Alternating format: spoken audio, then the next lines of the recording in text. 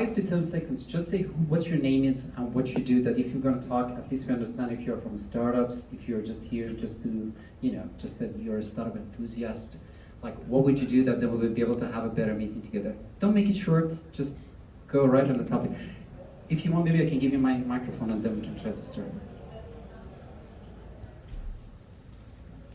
Hello, I'm Agatha and I'm Salesforce consultant. My name is Sasha and I'm here with a startup from Wood. And actually I'm very interested in learning how to present my startup in media. Hi, my name is Alessandro and I'm living in Warsaw, and what I do is too complicated to explain in a second. So. Try. Hey, my name is Magda and I'm a software entrepreneur. Hi, my name is Max. I'm the founder of Stella, a digital coaching platform for employees. Hello, Adi.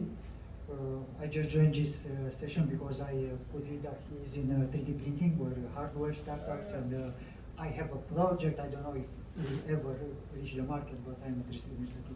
Should we just leave and go? Sorry? Me and you can hang out.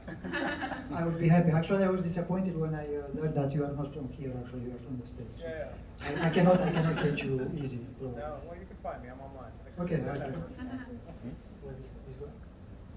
Hi, I'm Mike. I help people. That's it. Hello, my name is Kate and I'm from Warsaw. I'm a co-founder of the startup The Cognity, the startup which is developing empathy and compassion with machine learning.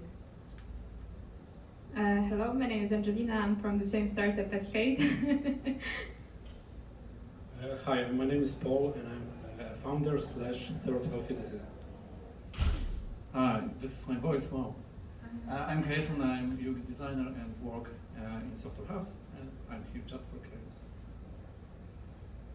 Hello, I'm Kinga and I'm here also mostly for the curiosity, like I have a corporate job. Hello, me again. Pass it to the middle there. Go to the middle, yes. Hello, I'm Yatin. Today actually I have multi-roles, but today I want to introduce myself as a business manager, and I'm also from the startup company Byton21, and we are AI experience companies. And here with I'm Mikołaj. I'm founder of Byton21. We create ear effects for social media, for Instagram, for Snapchat and TikTok. Hi, I'm Tomasz. I'm an AML specialist in a corporate banking. Hi, I'm Michael. I'm performance marketing manager. I help businesses promote in the internet. Hi, I'm Beata. I'm also a marketer and recently joined a startup having to do with sports and trying to activate people. Hi, my name is Christina. I'm from Warsaw and I'm responsible for marketing at the US company, which helps people to protect their privacy, and we help people to remove private information from the internet. Hi, I'm Irina. I'm here with Christina, and I'm here to get some PR wisdom. Yeah, wanted to add that we've joined because we think that you guys might know how we can get on the radar of the US first-tier media. Awesome. We're living. Yeah, there you go. Hello, my name is Ura and I work in investor relations for medtech and life science companies. Hi, I'm Sanaya. I work as a statistical model in a bank. So the topic was interesting, so that's why I'm here. Hello everyone, my name is Tomasz Zatoń. I'm actually building a startup focused on forecasting macro statistics in real time. And to be honest, I love those sessions, so I think this is like one of the best places in the world to spend your first day evening. So I'm happy that we're all here, and I think I'll pass the mic to the other guys. Hi, I'm Paulina. I have no connection with startups, and I'm risk and control manager. Hello, I'm Sabina and I work with Paulina. I also work in the bank in risk. Hi, I'm Shimon. I work in finances. I've been working for many years, fintechs right now, actually changing jobs currently. Hello, I'm Michał. I have a company that provides AI products and services for other companies, and I also invest in startups.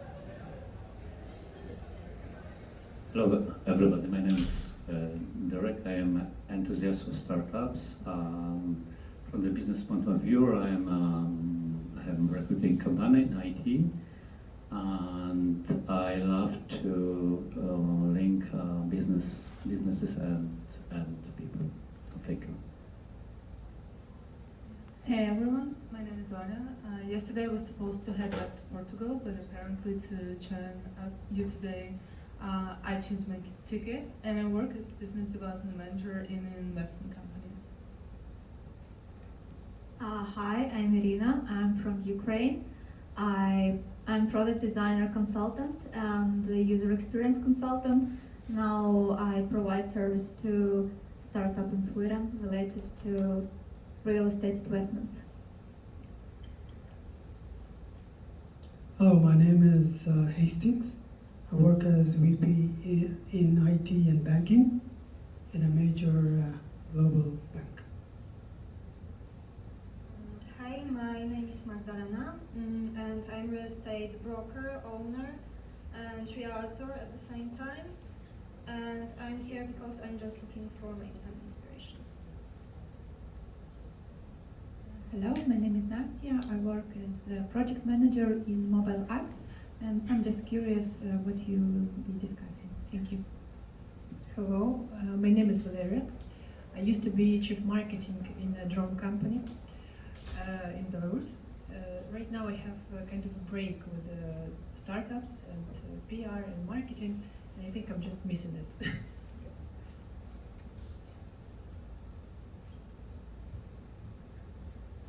Thank you very much. So as you can see, we have a very international audience. We're just going to put it this way. First, if you don't mind, just properly introduce yourself. And everybody's here for you, not for me. So. Yeah, okay. So I used to be East Coast editor at TechCrunch for a long time, probably about 15 years. I did one of the first TechCrunch meetups in Poland in 2004. It was like 4 guys in Lolek, and they all thought it was like, they thought I was selling iPhones because they had no idea what the hell was going on. The next TechCrunch meetup that we had was probably 2006, and that was like, I was like Santa Claus. I had like a line out the door of some cafe around the corner here, and people just were pitching me their ideas, which are mostly just like selling Polish tomatoes on the internet or something like that. And it was cute. And then in 2008, things really took off. What's his name? Boris and all those guys. They kind of like turned the place around and kind of turned this into like a formalized system. So what TechCrunch did ultimately is formalize the idea of the pitch, formalize the idea of a product lifecycle, and it made it. And they created the theater of entrepreneurship. The theater of entrepreneurship is something that you guys have to think about when you're pitching yourselves, because a business is not just that I'm going to make some money. I mean, ideally it's about making money, but it's not all about that. Especially if you're trying to get attention, if you're trying to get investment, if you're trying to get people to start using your product. The other thing you have to consider right now, media is in a slump. Media is almost useless to a degree. There used to be the TechCrunch bump. It was when I wrote a post about something, it was like 10,000 users. Instantly, you got 10,000 users. Now you get maybe 1,000 page views. So there's a lot has changed. The product hunt kind of pulled away a lot of stuff. There's a couple other tools that people kind of use, but there's nothing's going to drive that stuff like it used to. So you have to think a lot harder when it comes to telling your story. I was also editor-in-chief of Gizmodo, so we talked about a lot of hardware over the years, and I did a lot of pitch-offs. I did pitch-offs all over the world, and we basically just formalized the idea of the pitch-off. You have 5 people get up, they do a 3-minute pitch. Everybody's whining because they couldn't use a presentation or anything, but I'm like, look, you're going to be in a really hard situation in many cases. You're going to be standing in front of somebody who's got like $1 million check for you, and you have to give that pitch in 3 minutes. or else they're going to walk away. And that's exactly what this is like. This is why startups suck in the first place, because you basically kill yourself to appease some weirdo who, I don't know, who made all his money in chicken feed, and you have to tell him about high tech. See, I'm not saying the thing I was about to say because of this camera. So anyway. I mean, like as I said, we can just forget about that, because first of all, as I said, this is not live, but that's a whole different story. Because we were just talking about the fact that I think it's almost a decade that we're just going back and forth and talking about it, and everything always changes. Like the last time we were talking before the pandemic, one of the main elements that was there and now is not is like Reactor was there and now is closed. So it's like a lot of things that they were always the point of consistency in the ecosystem, and now you don't see it. And like we kind of do this sometimes to say each other's stories, it's kind of like the same. Like even also when I was organizing my events, people are always thinking like either it's multi-level marketing or it's a recruitment. Other than that, like what is the startup event?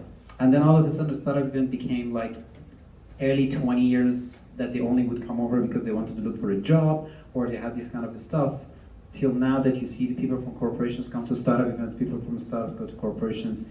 People just come over just to learn something more about that. So the maturity is way higher. But at the same time, there's this thing that you also mentioned regarding, there was a time that things was way easier. Like if you would really try to get an idea out, or if you wanted to use the media. So let us say there's a higher level of complexity. And another thing you mentioned also is very important, is that you did it in all around the world. So maybe we can try to touch on two different things. First, maybe talk about the current state of media. We had some people that they were talking about TikTok and some other forms that you write in TechCrunch and you get 1,000 clicks, and then a TikTok influencer will say something and then you get 50,000. So maybe we can talk about the state of media first, and then we can maybe compare the not call it Poland, but rather Central European ecosystem to other ecosystems. So I think the current state of media is that the thing that I feel the worst about is that we started giving away content. So back in the old days, when Gizmodo first started, we were one of the first gadget blogs, right? And this was 2003, 2004, something like that. And all the magazines thought we were stupid. We thought, why are you doing this online? Why are you putting anything online? And what happened is we basically destroyed all the magazines. We destroyed PC Magazine, we destroyed all the computer magazines, and this was tech in specific. But you can extrapolate that out to other sites like Gawker and all this other media, and every single other, like Android Police and all this other junk that people read right now. But we started giving it out for free. Because we did that, we essentially created a flood of information that is essentially destroying your minds as we speak. I mean, you guys are all millennial, Gen Z, you guys are completely destroyed. Your brains are fried. My brain is fried, but I'm used to it. The result of that is that we have this flood of free information. We have two directions that things are headed. We have paid media, which Wirecutter created, which is my buddy Brian Lamb, who essentially destroyed tech media forever by starting to basically get paid to write about stuff. TechCrunch never takes payment for anything. No real journalist will ever take payment to get a post up somewhere. If it's like, I don't know, Jimmy's House of Tech stuff, then by all means, pay him $1,000 and you'll get nothing in return. That's fine. But if it's TechCrunch you're talking about, or TechEU, or whatever else, I don't know who else is out there anymore. I mean, some companies like Forbes, they have Forbes is complete bullshit. So Forbes is absolute garbage. Fortune is absolute garbage. So that's the big trick. So anytime somebody tries to get you to, and I've seen this multiple times. So I used to get LinkedIn messages from these guys, and they're trying to, well, I promise you that I promised my client that I could get him into TechCrunch. I'll pay you $10,000 for a post. And I didn't take it. And I'm stupid, I guess, because I mean that would have been $10,000. I could have bought like a freaking sailboat or whatever. But what am I going to do with that money? It's like, plus as an ethical journalist, I don't know how many ethical journalists are left. That's the other question. So who the hell cares? That being said, okay, never pay for press. Never pay for media. Anytime somebody tries to offer you to pay for something, and you can even check with me. Just get on LinkedIn, find me, and check with me, and ask me a question like, "Hey, is this legit?" And I'll tell you if it's legit or not. I don't give a shit. The other trick is there's all kinds of new media that you guys have to activate. You guys are going to have to activate the TikTok. You're going to have to activate Instagram. You have to activate these things where you can get thousands of followers to do something to activate for you. But the other thing is the return on investment, especially on influencers, is almost zero as well. So you've got lots of weird moving parts. For example, if you find like an Instagram or Twitter influencer, quote unquote, some jerk who opens like a, I don't know, Kinder Egg or whatever on YouTube, and they offer for you to get like to advertise on there, the return on that is near zero. I have friends with like millions of followers on all the garbage, and I asked them, hey, can you put this thing up? And it's like just for a test, and like and nothing came through. And maybe it wasn't the right, I don't know, maybe I wasn't selling pants with a dragon on them or something like that, but maybe it was the wrong product. But you got to think about these things before you actually start trying to activate these things and trying to pay for these things. So never pay for journalism, and try to create your own story. Try to build your own thing. My best advice in terms of getting the word out is to spam the hell out of people. And you guys aren't allowed to do that in Europe because you guys are very private people. But in America, you can spam everybody. So if you have a hacker on the team, there's lots of lists that you can find that have been extrapolated, shall we say, from various companies like Adobe. And Adobe didn't want those lists to be extrapolated, and they're very upset about it. They were upset about it a couple years ago. Now they don't really care so much. But you've got like a list of 1 million people that you could access and you can email and spam the shit out of. That's probably your best bet at this point, which is really, really frustrating to hear, I understand. But I don't think that was the story that we're trying to tell. So let's just put it into the different perspective. How many of you guys you have a product that you would like to sell? Good. And you want to pitch the media, right? So you're trying to pitch the media. And that's the point. So if you really want to put the word media out, media is a channel, right? Yeah. So you have to find the right channel. And unfortunately, one of the things that I always have as a problem, like I'm from Iran, like we always have generic names for medicine. That is the reason that if you go and then try to talk about your pharmaceuticals, it's never a trademark. If you as a doctor will promote something, the money goes back to the medicine itself. But the moment that you get a percentage from a specific trademark, you are behind that. So if you work for TikTok, you talk about TikTok. If you are in print media, you go for print media. That's why we're here. We're just talking about all the different channels, just to see what we really have to do to sell our product.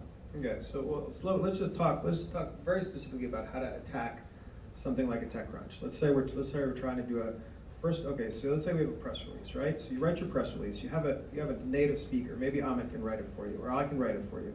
I have a service for that. I'm not advertising the service, but I'm saying don't send a press release with your Boratisms in it as you send them out. I love you guys, but ja też mówię po polsku. Ja nie chcę pisać po polsku w ogóle, więc dla mnie to jest koszmar i dla was też to może być koszmar, bo jak nie piszecie prawidłowo po angielsku, to będzie problem.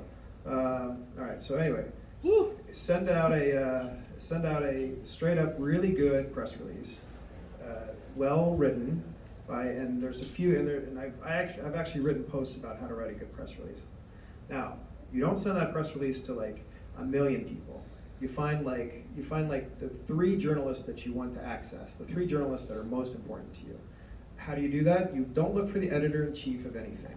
Never look for the editor-in-chief. You look for like somebody who's writing like posts about stuff that's similar to you, but it's not exactly. Never contact somebody who's written already about the thing that you're doing. But generally, it's really, really hard because you have to pay attention to the site for days and days and days. You have to actually read the site. This is something that a lot of PR people don't understand. You actually have to understand these people as humans. Okay, so journalists they're massive egos, as you can see. They hate themselves, as you can see.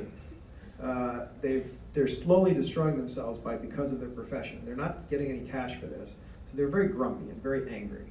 So your mission is to make it the most human interaction possible. So step 1 is to basically send out an email and say, hey, Joe over at TechCrunch, or hey, this person over at TechCrunch. Make sure it's the right person, because if you send it just randomly, it's going into a trash pit. I used to get 10,000 emails a day, and I used to delete 9,999 of them, right? So they would all go in the trash instantly. So you're going against it. So the email says, hey, we have this really cool thing I want to show you. If you don't have a product that you can show people, then you don't have anything. It doesn't work. Unless there's some screenshots, unless there's something they can try, unless there's a robot that can fly around. See, this guy's, he's ready to go. He's already going for it. He's gonna call TechCrunch right now. Look, on the phone. So you have to have a product. That's the first email, right? The first email that goes out. They're not gonna reply to you by any stretch of the imagination because you've only sent one email. Second email is, hey, I'm checking in on the thing. And at this point, you can feasibly hit them in their DMs and Twitter and on LinkedIn and just spam the hell out of them. They don't. I don't care, and screw them because they deserve it ultimately for getting into the business. Spam them a couple ways. You do Twitter, you do LinkedIn. LinkedIn doesn't work as well because LinkedIn is immediately suspect. LinkedIn is full of just such self-promotion that it's junk. But Twitter DMs, if you can do that, then it usually works pretty well. And then the last one is like, hey, can you check this out? I just want to check one last time. Then move on. Ignore them for the rest of the time. Just keep going. It's not going to work. And you have to do this to every journalist that you want. The other thing is you never mention previous coverage, that somebody already covered you in the media. Never do that, because that makes it look like it's already old. So the journalist wants to feel like they're special and they found something new and special. So if you tell them that, oh, I don't know, dingo.pl already wrote about us, then it's not going to work because it already seems like it's an old thing. It's already been a couple years old. Second off, you never do attachments. You can, if they ask for your press release, then you can send them the press release, or you can include the press release if they reply. You never send the press release in the actual email. And then finally, when you do spam them, when you do hit them on Twitter, you just be a human. One of the things that happens with these guys, like I used to get pitched at the urinal, right? So you don't want to I didn't want to take a single pitch anymore. Drove me nuts. So to get pitched in DMs is really, really invasive. And these people are whatever. You can talk about emotional whatever, but they're just exhausted and they're cranky and they're annoyed. So just don't be annoying to them. And I think that's probably your best bet. Again, this is the only way to do it. If anybody tells you different, then they're lying to you. And if anybody tells you that they can get access to them, and they're not a PR person, and they're not a tested PR person, then they're also lying to you. Because a regular PR person costs $30,000 a month, right? If some guy from Moscow says that he can get it for $2,000, he's completely lying to you, 100%. Sorry if anybody's from Russia, but screw those guys. So the actual PR person has all the contacts and will do all the stuff that I just mentioned in a very personable way, and they already have the relationships that you want to create with a journalist. And the key the key word is relationship. It's just like dating. It's just like trying to reach out to somebody who you want information from, right? So you got to work with them. You got to work with them on a human level as opposed to a transactional spamming level, right? So. Good. So just one thing. What about Muckrack? Because that's kind of a database of. I don't know. Just go on Muckrack and find people who write about your thing. But the problem is there's so many journalists out there. Like I have a list. If you email me, I can send you a list of all the tech journalists there are. I don't know how it's fairly accurate right now, but it's like I've been I collect them. I collect emails a lot because I know that that's one of the only ways to get people. It's that, and also it's about the region. Like I genuinely always feel like if something comes from the US for the US, it's usually way more readership than if you say that I have the most important thing, but it's from Central Eastern Europe. So you have to pretend that you're not from Poland. Here's a pathology that I've seen recently from Poland. That you guys are super nationalistic right now. We are too, but that's because we have Trump, and you guys are because of peace. I don't blame you guys, but I blame Babcha out in the freaking Kresy somewhere who's voting for these bastards. So you're kind of screwed here. So this nationalism is not going to help you. You need to be a global company. So what's the definition of a startup? A startup is a small business with global ambition, right? A small business with global ambition. I don't care if it's a taco truck or a new tool to help, I don't know, babies fly or whatever. It's a small business with global ambition. So you have to be a global company from the beginning. So you never say, so one of the things that I always recommend is like, you guys already kind of did it. You kind of changed your names into like a normal American, Jesus. That's super awful, but like a non-Polish name. You're not Przemek, you're like Pat or whatever the hell, I don't care.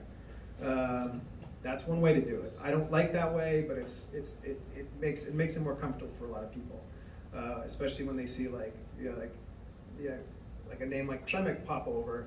Nobody knows what the hell's going on there, and it's kind of confusing. So they don't know where it came from. So you basically have to pretend to be a international company, and that's the best way to get through to a lot of this stuff. And again, I realize that hurts your national pride. You're number 4 potassium producer in all of the globe, but that's good for now. But you got to work on if you want to do a startup thing. And I'm telling you this, guys, because I love you guys, because it drives me absolutely nuts. Because I was talking to Kodoshinsky, remember, and he was telling me like all these startups were taking money from the government, and I told everybody don't take money from the government. This was like 5 years ago, or whatever. And now they all took money from the government. Now they're all like falling apart. So I mean, that's partially, yeah. I mean, I can give you one example. Estimate is one of those early stage startups. I was in Krakow with the investor that he was just in Warsaw, in Krakow, tried to, just sign some stuff symbolically. He did the whole thing back there. And then he said that right before I see the term sheet and everything, they didn't know that this is a Polish startup. Like, just to go back to what you say. And it doesn't make it a good startup or a bad startup. It just makes them, as you mentioned, a universal idea. It just makes it in a way that this has nothing to do with where they come from, but rather the idea is just good. I mean, if I were you guys, I would do a Delaware LLC. You can do that. You can do that, like, or we can do some kind of joint venture. If you have a technology that's built here and works really well here, and you want to try to sell it somewhere else, and you better sell it globally, and you want to try to get investment, you got to do a Delaware LLC or something like that, so you can take checks that get written. Like I wouldn't write a check for a Polish startup. Like, it's really hard. It's almost impossible. And I'm not from here, but I spent a lot of time here. We did one for a Canadian startup, but that's because Canada is America's hat. But for European startups, it's a lot harder. The issue is just, and plus nobody trusts it. So everybody thinks I'm going to send my 200K out to, I don't know, Poland, and it's going to get eaten by wolves or whatever. Yeah, but I mean, the opposite of that, it also goes how outdated the US financial sector is. Like, checks that you say, it's a joke in Poland. Like, yeah, but don't put it on us. We're the ones with the money. What are you talking about? Good point. Yeah. You guys that you're with the money, all of the money comes from this side. Because if you really take a look at the R&D and all the other developments that is happening here, right now the guys from the Valley, if they really want to do the development in the Valley, please, I mean, right now take a look at the Valley. You can't do development in the Valley, and that's another way to fly. You basically can become solution providers for all the startups, but nobody wants to do that. Historically, what happens here, what happens in almost every quote-unquote developing country, and this is not a developing country, but it's a way to think about it, and I think Ukraine is a very good example of this. You had a lot of service providers who were super cheap versus whatever else, and then you came out with a lot of great unicorns, and lot of is a big word, but a few unicorns. You had a few companies that could kind of spin out, and I met a lot of those guys who were doing like solution providers for a long time, and then they always wanted to do a startup. But the problem is you kind of get, when you're a solution provider, you're kind of addicted to that money. So you have to figure out what the startup is. If you want to spin off your startup out of a solution provider, then you have to be ready to do all the things that I said, which is LLC, get it out there, and if you want cash to come in and flow in, by all means, just be a solution provider, program and whatever. And I mean, I have two comments on that. One of them is, maybe again go back to this side and also try to save some time for some Q&As, but US mentality is like, just you fly anything. It's just like, I just have an idea and I just said, I have this idea, this Adam Newman. I mean, it drives me crazy. Yeah, but like, he's an asshole. He is a guy who makes billions in a matter of days. Like, his new company, I mean, the previous company was a fake.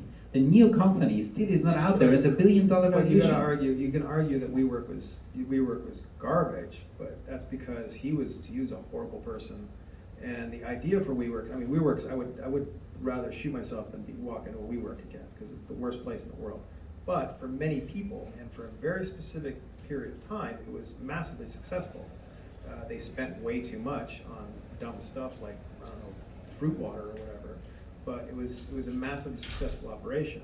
Yes, but I'm talking about him. He was the guy who bought yeah, his I know. own domain and he was selling it to his own company. That's You just know? good business, baby. That's how it works. But I don't know. no, let's keep it. And now you go back to the Polish companies. They have a perfect product made 2 years ago, and they're still doing usability tests. And I was like, how many customers do you have? And I was like, we're thinking about it, but still there is this dot on the top. Do you think it should be pink or it should be red?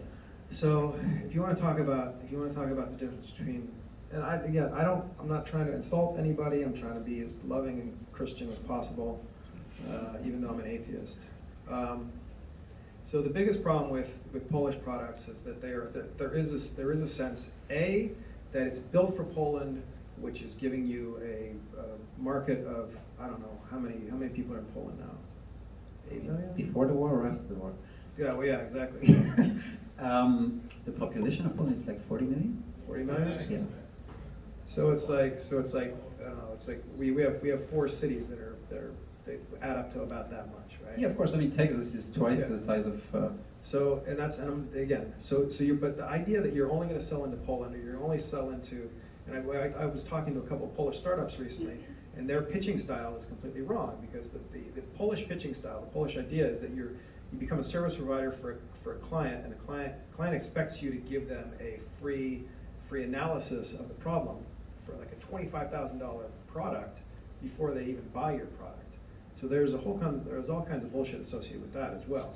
So you should probably think about not selling right into Poland all the time.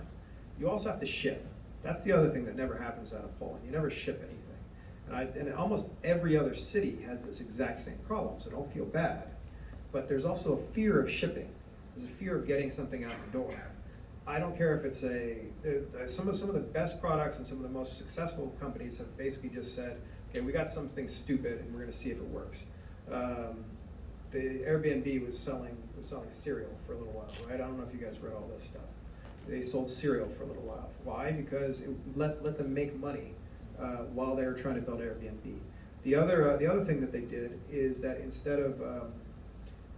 once they realized that the people who were taking pictures of Airbnbs were taking awful pictures. They were using like a Motorola's flip phone to take a picture of a bed that looked like somebody was murdered in it, right? So they had this problem. So all the things. So what they did is they actually flew a guy around and took pictures of all these properties. Said, hey, I'm coming to your property. I want to take a picture of your bedroom, and I take a picture of all this stuff. That's what you have to do. I would always mentor with whoever Boris's company is. Yeah, whatever. Yeah, Smoke or whatever. And one guy was like, he wants to allow people to rent out their cars to other people. And I said, okay, here's what you do. You put your car out in the street, and you set up a little system where people can take the keys and drive around with it. And it should work, right? Your system should work. It's like, well, we don't want to do that because that's like insurance and that's my car. It's like, well, so what do you want me to do the same for that thing? You want me to trust your technology and then have somebody drive around my car, but you won't do it yourself. You have to ship. And again, what I mentioned before is when you contact media, you have to have a product. You can't just have an idea.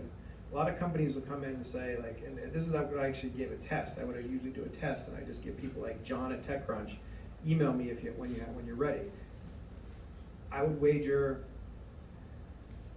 20 people out of 1,000 people out of Poland ever emailed me, straight up, and but almost everybody in the U.S. basically reaches out as soon as they have an MVP, as soon as they have something to show. So you always have to ship. You have to make sure you're shipping. Don't just sit on your product. Don't just wait for your product. This is an issue that happens in other cities as well. You have like some PhD who like knows how to like make a quark explode in a test tube, and they want to make sure that their tubing is right on their robot product. So it's going to take 50 more years and $12 million more, and you don't have that luxury. So your robot, just sell some cereal before you build your robot. Build some cereal. That's pretty important. But again, I just want to put this literalism into the context. That most of the time when I see content from Polish startups, from Central Eastern European, be a bit more generalized in the context, is like everything is literal. It's just like there is a specific definition of the product, there's a specific definition of the event. And when you see about the US startups and US ideas, it's more like dreamy and it's a little bit more engaging. There are questions, there are engagements that you don't see it there. Well, that's a question of copywriting, and there is a Polish style of, and I think that's changing as well. There are a couple of guys who do it really well, but again, that's a question of having a native speaker do it, and you also have to trust the native speaker. If they put the word amazing into your press release, you can't like delete that word amazing because your lawyer didn't approve of it. I mean, who cares ultimately? And that's one of the things that I've seen. I read a lot of press releases for people. We have like a mini PR agency. I hate PR people, but I do it myself. No offense. Yeah, whatever. And it's not I don't mean it like in a bad. I mean it in a really bad way. I was attacked for so long by so many PR people that it's very, very expensive. They hate you as well. They absolutely do. I know it. Yeah, they actually did. I think I made some cry once. But I've been attacked for so long that it's just like I'm always on the edge when it comes to that kind of stuff. But to turn it around, now that I'm doing it myself, I'm helping people out. I don't want to do PR, but I want to do all the associated writing for it. That kind of language is really, really specific. So you have to have a native speaker. You have to have somebody who understands the nuance and localization for a lot of this stuff. We also do I've done a couple websites where we just go through the whole website and change all the text. And it goes from we have Lambda 573X associations to we're really good at making good stuff. That's basically all you gotta say. Again, not to make it black and white, Sunroof. I'm not sure if you know them. So it's they do solar. Like if you really take a look at this style, they write Brand 24. I mean, everything they do. Book City. I mean, above all of those things, and lots of other brands in the middle. They literally stand above others. But one thing that I don't see is, again, it's just. There are two ways to talk to people. Either it's about pleasing them, or it's just being totally naked with the truth. And then if somebody is being offended, then being offended, and if not. But unfortunately, most of those people, they never come to events. And that is one of the things that I see. They take their know-how to themselves. Even if they come to events, they come for 15 minutes because they have something else scheduled. They sit here, they sell, and then they leave. And that's one of the problems that I see here. If you go to South by Southwest, people really give know-how out. But if you really come to startup events, you basically see people that they are even the best at their game.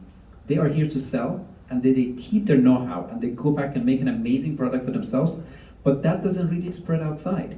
So we cannot even say Polish startups, because Sunroof is still, even let us say officially they're Swedish, but if you really take a look at the way that they do, they're all Polish team, but they do an amazing job. But if you find the third one or the fourth one, then we run out of the 10 supplement because there is no such a good startups after that. Yeah, I think the benefits. So Brand 24, I know those guys. I know Booksy guy.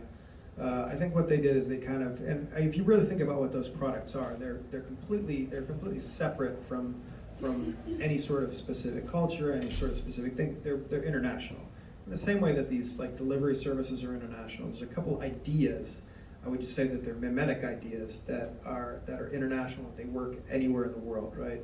And you can have a certain number of these ideas in every corner, every country. So there's always going to be there's probably a Booksy for Haiti, who knows? But they probably built it, and there's some guys who built it, and it works, and that's how they're building the business. But Estimo did a really good job early on in terms of communication. They made sure that they were at all the events. And again, I don't want you to go to events because events are a pain in the ass. They also aside from this one, I mean. Aside from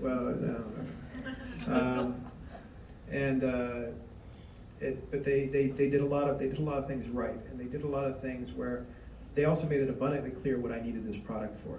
They told stories about putting it in a zoo or putting it in a store. I don't know if they're doing anything anymore. Are they still around? They are, but I mean, when it comes to iBeacons, I would say maybe 3 out of 5 global players are in Poland. Yeah, but nobody gives a shit about it. because there was a time that putting geolocation really needed an IoT, but now you can do it with your phone and everything else. So these kind of stuff are a little bit outdated. But again, you go back on the jump on the wagon of the trends, right? AR and VR. Yeah, exactly. Right now, this is everywhere. And if you really take a look at the usability, there was this, like pictures and videos that they were like back in 60s and 70s. Still, there was a virtual reality still around. And now, if you really take, I don't know if you guys saw this new product by Meta that they did around this their metaverse. Nobody watched the little guy's face. Yeah, I mean, like it's a joke. Like it's $1 billion company that they did that, but still, I mean, I'm very surprised that nobody watched it here. But I'm just saying that even if they do something that doesn't work, there's no context to this. At least they bring this international outreach that people would see what they do. So they gave it a go. I don't know if you guys remember that stupid orb. You remember the orb that you were supposed to look into and you're supposed to get cryptocurrency? Did you see that thing? It was actually a couple of Polish guys were helping them. That was the Y Combinator dude's startup, and it was about cryptocurrency. You're supposed to hold an orb and look at it, and you looked at your eye, and then you got cryptocurrency. It's completely crazy. I told these guys, I was writing their press releases for them. I told these guys, this is the stupidest idea in the world, and everybody's going to laugh at you. They're like, no, this is great, because they were all super smart. They were all PhDs. And all that. Like one guy was like, he had flown a mission to Mars, but he also thought the orb was the way to go, because shit. I mean, everybody wants to look into an orb and get cryptocurrency. The result was, you can actually check, is that everybody made fun of the orb, and everybody thought it was super stupid, and it's basically dead now.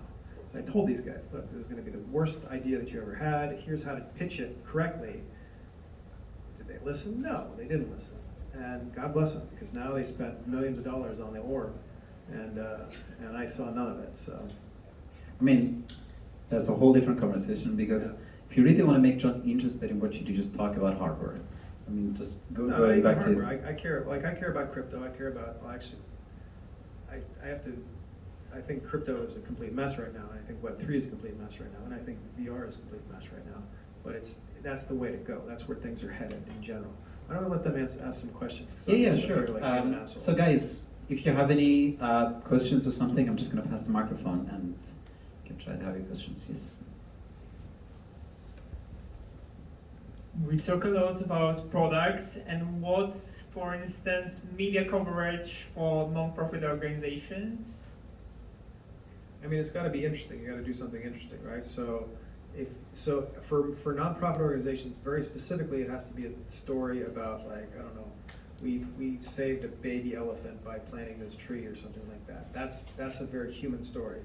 Just that we gave people a lot of water doesn't really help. That's one of the problems with nonprofit organizations. They have to have like a really specific story, like this poor little baby was saved because we gave it, I don't know, food. And how to start finding people for this cause? Bringing people in, you have to use that. I mean, look at what they're doing. Look at what they're doing for Ukraine now. It's a very human, and it's the human face of the tragedy. If we said, okay, there's a war in Ukraine, it's really bad, there's lots of tanks and stuff, give us money, it's not going to work. But if you say, look, these are the people who are being displaced, these are the homes, these are people in your actual, in the dvozhets who are standing around, that's a lot more,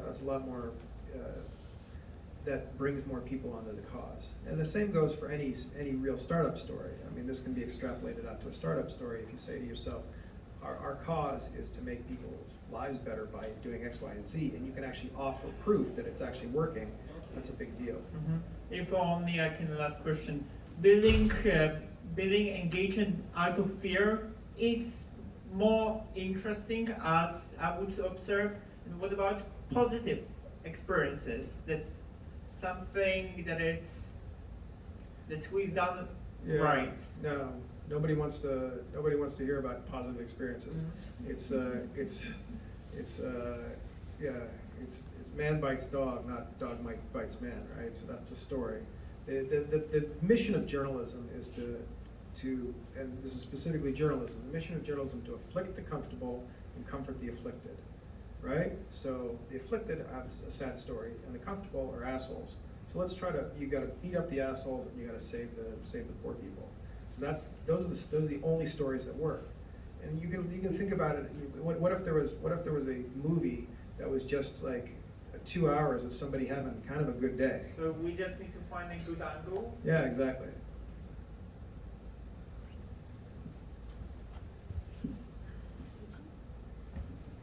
Hello, you mentioned that opening the company in Poland, it's not the best way to start the business.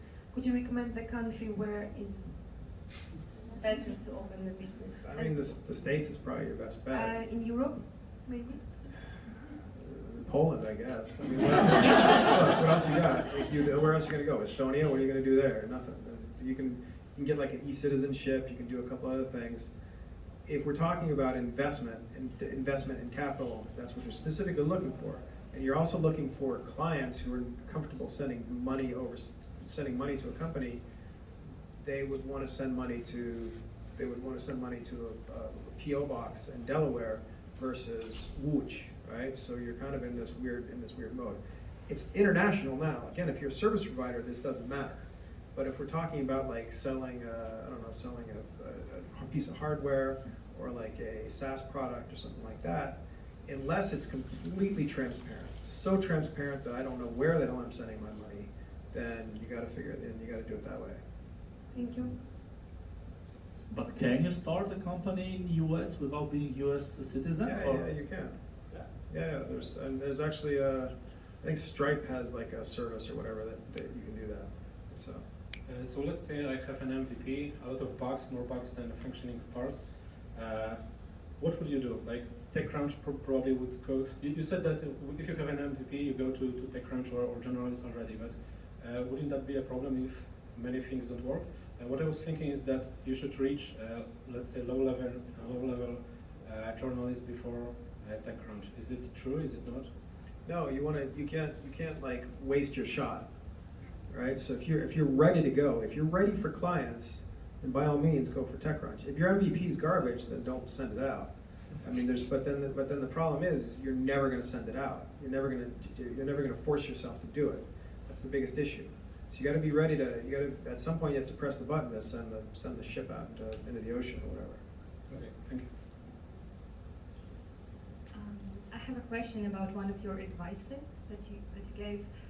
You said that we should try to reach out to journalists who are kind of interested in your industry or your kind of startup, but at the same time we shouldn't reach out to those who wrote about your competitors, for example. Did I understand you correctly? Yeah. So the problem with writing about, like, say this is very specific for like if there's a rash of startups doing the same thing. If there's like 50 startups doing the same kind of idea, like Web3 startups right now, or this. So you have the bar for entry is much higher when it comes to, let's say the person wrote about 3 Web3 startups. So now you have to compare yourself to 3 other Web3 startups, and I can assure you the journalist doesn't understand what they wrote about. In terms of Web3, these guys are completely clueless, and it's complete garbage that these guys are writing. They have no idea what they're talking about. But they're going to pick the 3 that are big, and it's going to be because, like, I don't know, some dude or some big investor invested in them, or I don't know, Will.i.am showed his butt on one or something like that. I don't know what the hell these things are. And they're going to pick those 3 because they got the most press. So you're coming on as like a little, hey, check out me, check out me. We don't have any resources, we don't barely have a product, doesn't work that well. So compared to all the other stuff that they've already seen, you guys are pretty small. When it comes to like a general startup, when it's not even related to something that they've written before, then, or if it's not part of a trend, then you can basically go and attack them and say, hey, I saw that you wrote about fishing 2 years ago. Would you like to see this thing that makes fish die or something like that? But if I tell you like my story or about my startup, it's about conversational intelligence, and there are like 3 big players and 2-3 small startups or medium startups that have been acquired. So it's not like. Then there's 500 other startups like yours. Yeah. So you're kind of stuck. But whom should I contact in this situation? Should I reach out to people who wrote about the bigger players in this market or not? You can try, but you have to have some specific difference. It has to be specifically better. You have to have something better than those guys. You can't outright say, like, we're better than this conversational AI guys that got 12 million bucks or whatever. You have to say, look, we're doing something different. We can make it sound like you're a dog or something like that. I don't know. Thank you. Okay.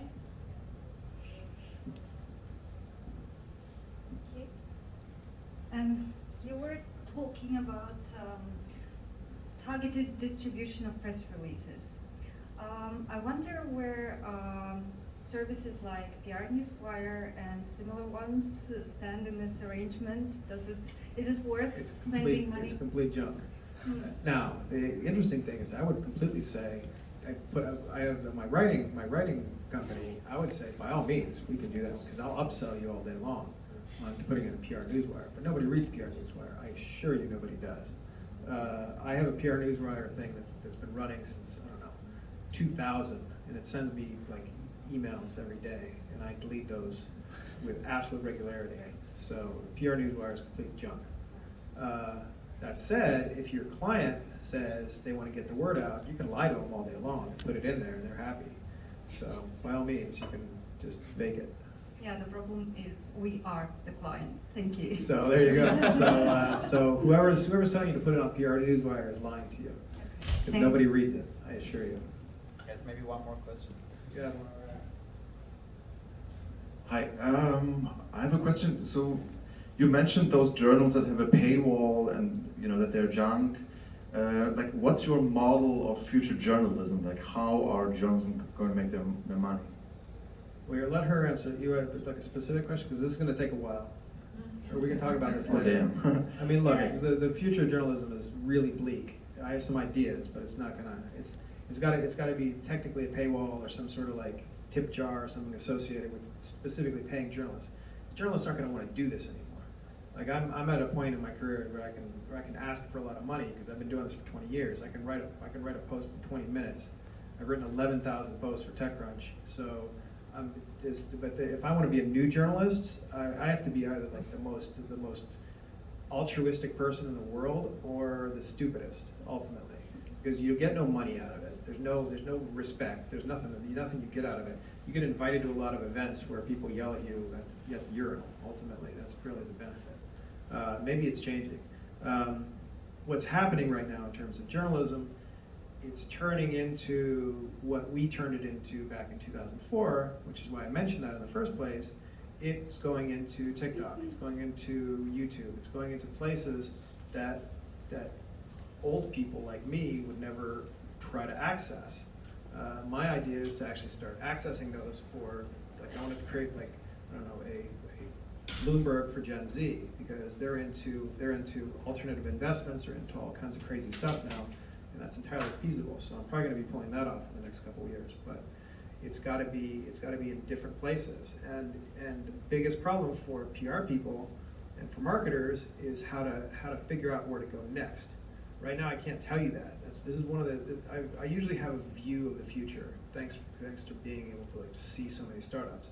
I don't have that view in the future right now. We're in an interstitial period, which is the equivalent of being in the Victorian age, when we maybe had some trains and we maybe had some guns, but we didn't have a lot, right? We were still, like, the vast majority of humanity was still, like, covered in feces and riding around on a horse, right? So we're in this interstitial period right now. 1910 was a turning point. 1910 was the invention of the Model T Ford, which changed the way we moved around the world, which has changed the way the family dynamics work, which changed the way human dynamics work. And it was even more revolutionary than the actual French revolutions that gave us democracy and destroyed most of the monarchy. That's a roundabout way of saying that we're in a Victorian period right now. We're fairly prudish. We're very, very scolding. It's cancel culture is basically that idea. And the media that works now is the same media that worked a couple years ago, a decade ago, but it's not going to work in the future. In the same way that me sending a postcard doesn't work anymore after the telegraph, after email, after the internet, right? So that's a longer conversation. Do we have time for a follow-up question? Wait, let her go. Let her go. Oh. Yeah, she wanted to go up there.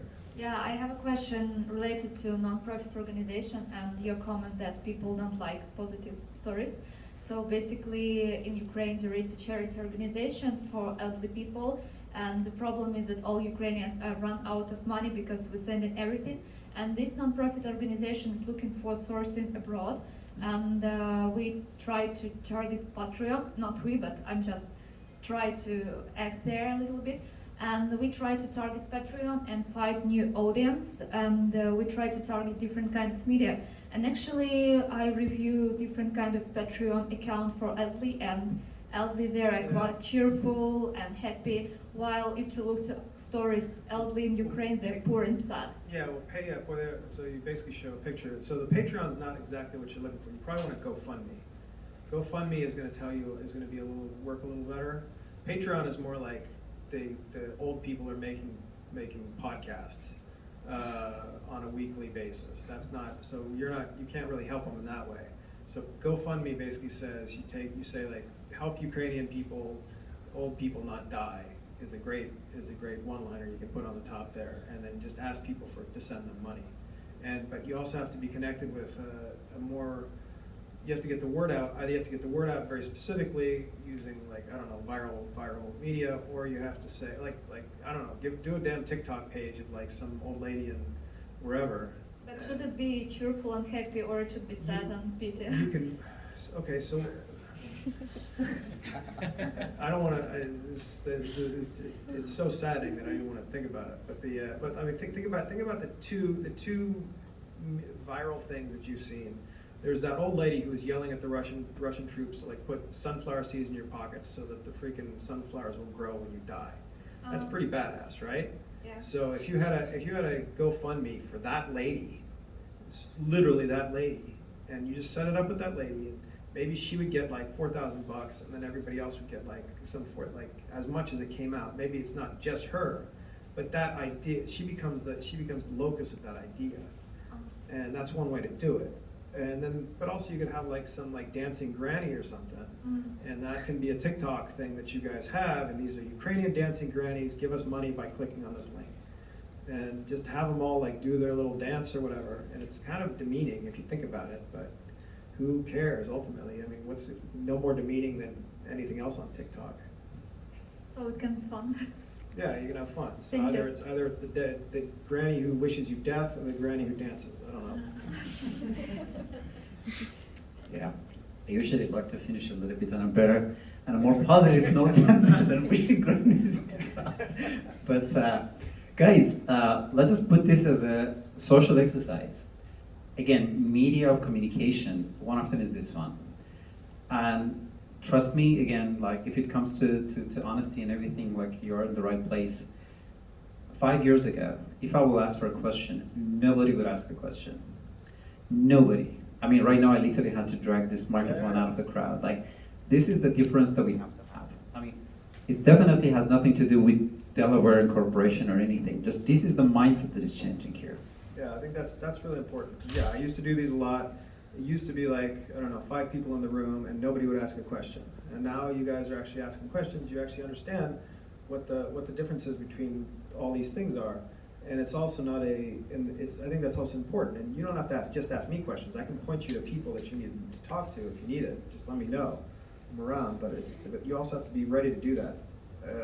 Yeah. And the second thing, most of those questions were not questions. And I was like, let me explain to you that what you said in the second sentence was wrong. So 2 things. 1, I know everything. 2, I know even more than you, but for some reason I'm sitting in the audience. This is one of those things that I genuinely feel that this is extremely changing, and it's amazing. Because the moment that you really feel that this is a problem, in a startup ecosystem of Poland, there was some opportunities that I tried to support, teaching the startups how to pitch, teaching the startups how to write things, teaching the startup. Nobody ever wants to learn things. Everybody wants to say, I know everything, let me explain. Well, Kuroshinsky's doing that now, because Kuroshinsky was doing I don't know if you guys know him. He's like a blogger dude. He was doing like a newsletter. He would spend like 2 hours on a newsletter. It would be like all the funding, all this other stuff, and nobody read it. And then all of a sudden now he's writing like, here's how to pitch, and it's all in Polish, so it's important. So it's like, here's how to do a pitch or whatever, and people love it. He's getting emails like out of the blue, like you've changed my life and everything. So that's the way to think about it. That's what's going to happen. And what Pirashinsky did is he made it human, and that's what you guys have to do as well. You just have to make your product human. You have to make your story human. Yeah, I mean, Artur has his own story. I mean, one of the things about him is that he started Aula before anybody else, but he never get out of Polish. He would be way better if he will just try to at least have another side that is going to be in English. And that's one thing. But again, everybody had a unique selling points. And if it works, it works. Like if you have a few million per month and it's going to be in PLN and it's only going to be for Polish, I would say it's a fine deal. Last part that I also want to just put into this whole thing, just to wrap it up, and then we try to learn something from this whole conversation, is follow up. Nothing when it comes to communication is just you learn something, you ask your communications, your feedbacks, and then everything is going to be over. Try to really see what you have to get out of this whole story. Because I also see another problem in the startup ecosystem is that you have a good idea, you try to just do something about that, but then those people need to have 2 more emails or 2 more follow-ups that something would come out of that. Or even, why am I doing these things? The moment that you just fix those tiny things in your idea and in your startup, all of those things change. And if you also share what you do with people that are sitting next to you, I really think that the future is way better. Because again, like we are kind of, let's just say, working. Yeah, well, like that dude came up to us. Like nobody ever come up to me. Like when I would do this stuff, but they came up to you. And he's like, hey, what are you guys working on? It's a big thing. It's a networking thing. There's some lady who was in here talking about networking. That's a big thing. And there was never a culture of networking in Poland. And I think you guys have kind of cracked it at this point. I think it's gotten a lot better. I would even put one thing more than important than networking, is to make mistakes, is to be fine to not to be fine, is to be fine just to say a stupid question because that's the thing that is in your head, and now you know that you shouldn't think about it. The guy who was trying to sell potatoes or tomatoes, it's just because he was thinking this is amazing. Also, 10 years ago, if somebody wanted to tell you that I'm going to sell potatoes, he would not tell you because you have to sign an NDA before. And thank God that nobody wants to sign an NDA anymore these days. So these are the things that we really feel that it changed. One last thing also is, because we bashed on the PR people so much, Orwell said that if a journalist is a person who writes things that people do not want to read and be published, and if it's not that, then it's only public relation. And that's also something that I see a lot these days. It's just like, I was talking about like TechCrunch Spoken Dailies, it's kind of a nice podcast. And then I just feel like these days, just like, I was like, do they pay for it? And John was like, no, That's they a whole don't. different problem. That's the commentary about media right now. Media is broken in a very, very like major way. I don't know what the answer is to it, but it's. And that's also the problem with advertisement. There's this guy, 56 years ago, he wrote this book, Life After TV. And everybody was like, how is that possible? Like, how can just we live without that? He wrote this new book called Life After Google. And that's all just about the whole idea that really the whole system of the fact that you have Gmail and everything and it's for free, it's not supposed to work because all of these things are based on ads. There's also another thing you really like, it says that it's an advertisement. It says that people never read the advertisement, they just read the interesting content. And that is the point, that as long as your whole content is about a very boring advertisement, people are not going to do that. That is why we see even economists just try to sell the like a subscription for like $1 and still people are not going to go after that. So let's just say that it is complicated, but still there is a way. Because as long as you're not going to sell, as well as you're not going to go after their marketing plans, nothing that you're building is going to really go anywhere. So you're doing the right thing by being here. You're even doing something better than that, that you're out loud and you're just sharing your questions. Just try to make sure that these communications are going to just stay, and then, do your follow-up. Yeah, and that you guys didn't throw any beer bottles in my head, that was really good. Appreciate that.